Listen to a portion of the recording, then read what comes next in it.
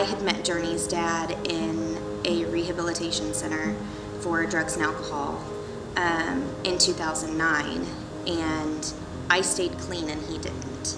And it was a constant, finding his paraphernalia and throwing it away, and finding his stash and throwing it away. And it's really difficult as an addict in recovery to keep finding narcotics and throwing them away over and over and over again. I had heard about this program called Hillcrest, and I kept trying to disqualify myself. And I kept saying, well, I'm not really homeless. I'm not homeless like, under a bridge. I stay at my mom's. And she said, I think you'd be a perfect candidate. I think you should apply. I moved in. It was right around Christmas. And I got this knock at my door. And I was like, crap. Like, this is where everything's going to come crashing down. Rachel's going to come and say, oh, we found out that you're not really homeless. You don't get to stay here. It was my church sponsor, and they had gifts, tons of gifts. And,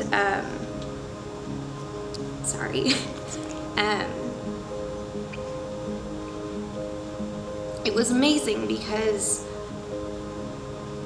when I agreed to be a part of the program, I agreed to some really strict budget guidelines. So that meant no gifts for my daughter. No Santa would come. And as a young mom, I was really feeling like I had failed.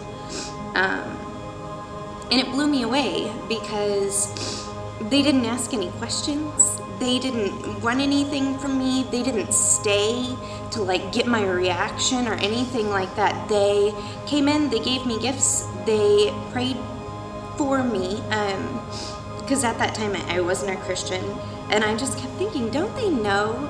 Don't they know my story? Don't they know that I had failed at life? And here they were giving me all of these gifts. So that was probably the first instance where I was like, wow, something really powerful is happening here. I started to ask a lot of questions. I did a couple of small groups while I was at Hillcrest because I wanted so badly the peace that these people had, that my resident managers had, and I was scared. It took a great deal of risk and vulnerability to be able to go to this small group and ask the questions that I had. I'm glad that I had the people at Hillcrest to go back to and say, hey, this is what we talked about in my small group. What's your take on this? What do you believe? I know that they prayed for me until I could pray with them. But remember, I had mentioned Journey's dad, and I had stayed in this relationship with him. And he wasn't living with me, but he would come and visit. And during my time at Hillcrest, he had taken my car once. He had emptied my bank account once. This whole time, this case manager, she never put me down for it. She would talk to me very lovingly and very firm about what she believed and what God has planned for us and what I deserve. And she just kept speaking these things into me over and over and over again, this isn't okay.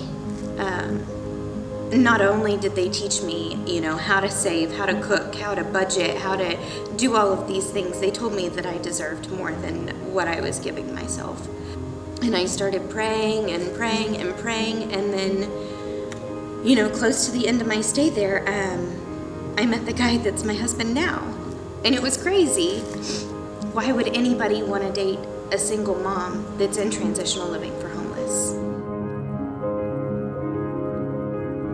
I wouldn't come and tell my story because it's something that I want to do. I'm a very introverted person. I could stay home always.